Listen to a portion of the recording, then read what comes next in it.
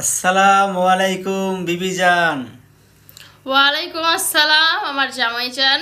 আপনারা যদি কিছু করতে চান দয়া করে ঘরে যান, এরকম টিকটকে এসে জ্বালাবেন না। রোজা রাখতেছো, কষ্ট হয় না? ওটা তো মুসলমানদের দায়িত্ব।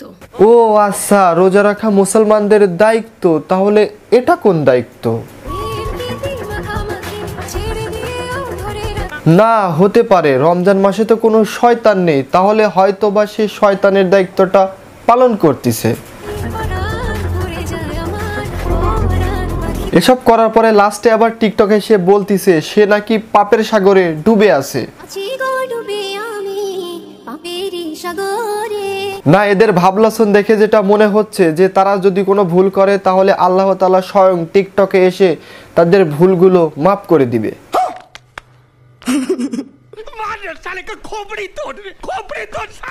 কারা কারা দ্বিতীয় রমজান থেকেই নিজের ঈদের শপিং শুরু করে ফেলেছে সেটা কিন্তু অবশ্যই কমেন্ট করে জানাবা। আমি কিন্তু এখানে অনেকগুলো ড্রেস দেখে নিচ্ছি, আমরাও কিন্তু অনেক কিছু দেখা নিছি, আর এগুলো দেখার পরে মনে হচ্ছে বু ফার্স্ট ক্লাস অন কপি। রে ভাই, ড্রেসগুলো দেখে একদম আমার মাথা নষ্ট হয়ে গিয়েছে। আমার মনে হয় শুধু মাথা না, মাথার সাথে লজেন প্লাঞ্জার গুলো নষ্ট হয়ে গেছে, তা না হলে রোজার মাসে আমাদের এগুলো দেখাতো না। অলরেডি এখান থেকে দুইটা রেডি শাড়ি নিয়ে নিয়েছি। যারা কমেন্ট করে বলতে পারবা সঠিক যে আমি কোন দুইটা নিয়েছি তাদের সাথে কি ওইটা করবা নাকি?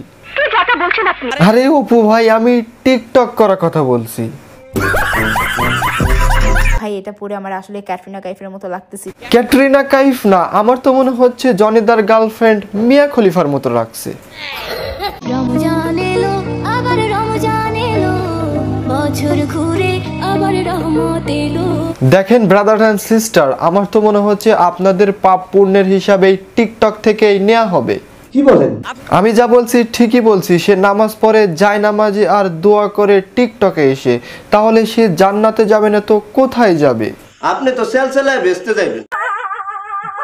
ভিডিওটা এই পর্যন্ত। ভিডিও ভালো লাগে লাইক কমেন্ট শেয়ার এবং সাবস্ক্রাইব করে দাও। পেজে নতুন হলে ফলো করে দাও। সো দর্শক, দেখা হবে নতুন কোনো ভিডিওতে।